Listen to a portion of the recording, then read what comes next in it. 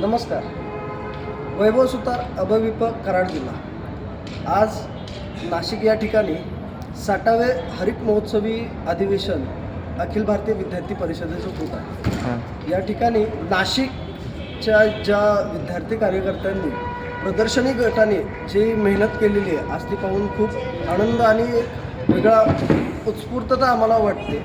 यामध्ये विद्यार्थ्यांनी एवढी मेहनत घेतलेली आहे विद्यार्थी कार्यकर्त्यांनी की त्यांनी जनजाती समाजाबद्दलची म्हणजे समरसता करण्याचा एक त्यांनी आगळा वेगळा उपक्रम केलेला आहे. या ठिकाणी हा उपक्रम करत असताना त्यांनी समाजामध्ये मुख्य प्रवाहामध्ये येण्यासाठी त्यांची माहिती लोकांना होण्यासाठी त्यांची लोककला त्यांची कला जी आहे म्हणजे घर सजावटीच्या वस्तू त्यांचं राहणीमान त्याचसोबत नैसर्गिक पूरकता त्यांच्या जीवनशैलीमध्ये कशा प्रकारे याचं प्रेझेंटेशन करण्याचा त्यांनी या ठिकाणी प्रयत्न केला.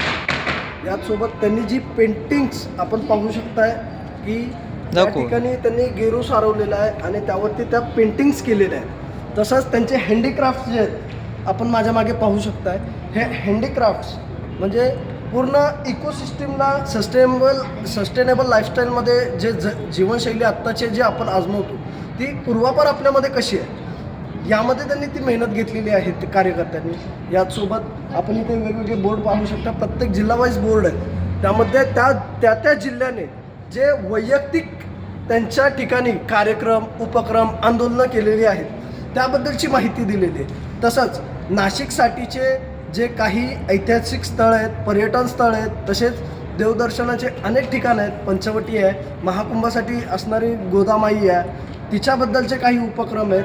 तिच्याबद्दलचे काही जे सामाजिक समरसतेमध्ये येणारे विषय आहेत त्याबद्दलचे माहिती या प्रदर्शनी गटाने इथे मांडलेली आहे. तसंच आपण पाहू शकता की ज्यावेळी प्रदर्शनीच्या आपण आतमध्ये एंट्रन्स करता त्यावेळी समोर ठेवलेली तुळस त्यावरची ती डिझाईन त्याचसोबत ती जी प्रदर्शनी गटाने केलेली जी मोठी कमान आहे ती कमान आपण पाहू शकता.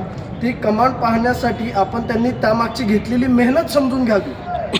आपण हे सर्व काही पाहता असताना आपण आतमध्ये बघता हँडीक्राफ्ट करताना जे काही जनावरांचे पूर्वी मांस घरामध्ये टांगलेले असायचे ते कशा प्रकारे बनवतात म्हणजे थोडक्यात आपले नारळाचं जे केसर असतं ते त्याचबरोबर आपला पेपर याचसोबत डिंक जो झाडाचा डिंक निघतो त्यापासून ह्या मांस तयार केले जायचे जनावरांचे मांस.